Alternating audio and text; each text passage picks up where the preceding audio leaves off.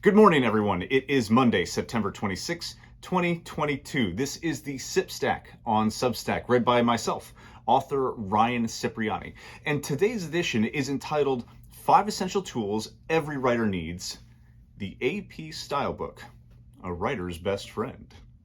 Good morning, everyone, and welcome to the new format of the Sip Stack.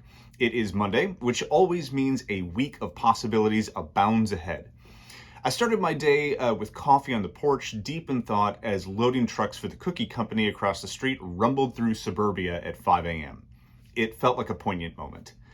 I hope that all of you are starting your weeks either with productive thought or productive action. There is a lot to be grateful for, so take a moment to be thankful and then spend the rest of the moments pursuing your goals. Write on and be excellent to each other. A quick introduction to the new format of the Sip Stack. Rather than spend the week breaking down a few topics which can get scattered, we're going to pivot to spending the week on one topic. For example, this week's topic is 5 essential tools for every writer. Each day we'll do a slightly deeper dive than previous editions of the Sip Stack, and then conclude with a writing prompt to try and inspire you for the day. The purpose will be to continue aiding or adding value to your writing toolbox, but in a more streamlined way. Enough talk. Have at you, newsletter. For the listeners, anybody who got the Castlevania reference, congratulations, you are my new best friend. Today's article, the AP Stylebook. First question, why do I need it? Now, the AP Stylebook is something I consider to be essential for writers of all persuasions. Whether you are strictly creative, hybrid, or fully professional, there are references and tools in the Stylebook that everyone can benefit from. If you've never read, or rather utilized, because seriously, who reads the Stylebook from cover to cover, let me explain its form and function. The AP Stylebook is partially a modern dictionary and partly a grammatical formatting guide. It is an all-encompassing reference document that explains the what's and how's of professionally formatted writing. For example, there are entries to explain what Snapchat and Freddie Mac are definitionally, as well as grammar rules on how to employ brackets or semicolons appropriately. There are sections on how to keep yourself safe in a digital environment and how to read polls. Regarding the function of your writing, the AP Stylebook contains quick reference material for just about any topic or rule you may need to utilize. So, okay, why can't I Google all this? Why do I need to buy a book? You definitely can Google all of this, and I am admittedly a bit of an old schooler when it comes to reference materials. I value having a hard copy in case I find myself with spotty internet. I also find that Googling something takes me out of my writing flow more than opening up a book and looking up the answer. Googling invites further digital distraction, whereas the book seems a little bit more finite and focused. But even my personal preferences aside, let's be honest. The internet is the wild west when it comes to information. There are some awesome reference sources out there, but they are not all created equal. The AP Stylebook is considered the industry gold standard for information and formatting, and it is published by a reputable, respected organization. In short, you can trust what you find in the Stylebook to be accurate and represent the most up-to-date information. Okay, you get it. Are you really going to use this book if you buy it? Which is a great question. That is entirely up to you.